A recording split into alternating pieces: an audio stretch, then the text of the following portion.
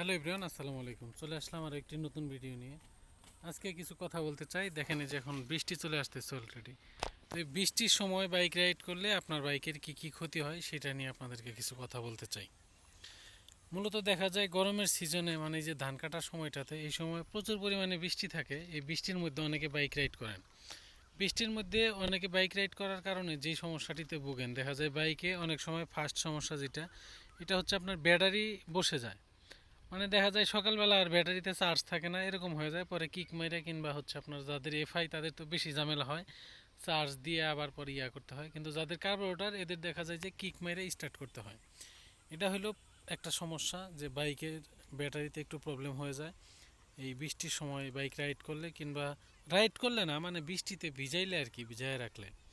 আর একটা সেকেন্ড যে প্রবলেম সেটা হলো বাইকে জং পড়ে যায়। আপনি দেখবেন বাইকের বিভিন্ন জায়গায় যেখান দিয়ে পানি সব সময় থেকে যায়, তো এখানে দেখবেন যে কোনো এক সময় দেখবেন যে জং পড়ে গেছে বিভিন্ন জায়গায়, বিশেষ করে এই যে এই জায়গাগুলোতে রং ওইটা অনেক সময় জং পড়ে যায়। এই জং পড়ার কারণ হলো বাইকটা আপনি ভিজানোর পরে যখন আপনি না মুইছাই রেখে দিবেন, দেখবেন যে ওই জায়গাটাতে জং পড়ে যাচ্ছে।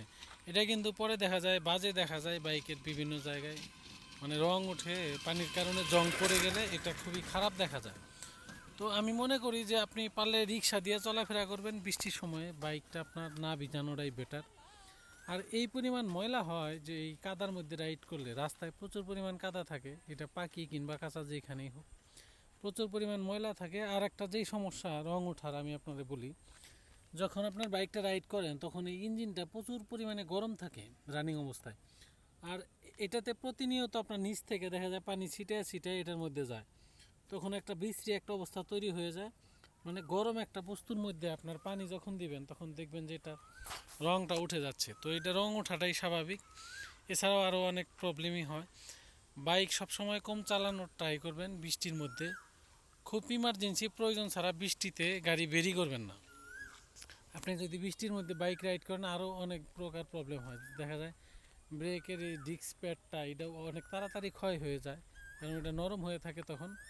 আর যখন আপনার পানির সংস্পর্শে যায় এটা তাড়াতাড়ি ক্ষয় হয়ে যায়।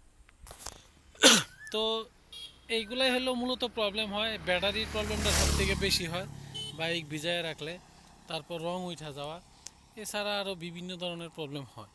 সো বাইক রাইড করবেন আপনি সবসময় শুকনার মধ্যে। বৃষ্টির সিজনে আপনি বাইক একটু কম বের করবেন, মানে রাস্তাঘাট ভিজা থাকলে বাইক না করাটাই বেটার।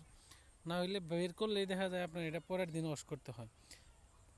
এমনকি যেই দিন বের করবেন ওই দিনই দেখবেন যে গাড়ির অবস্থা 2 মিনিট চালানোর পরেই খুব খারাপ হয়ে গেছে।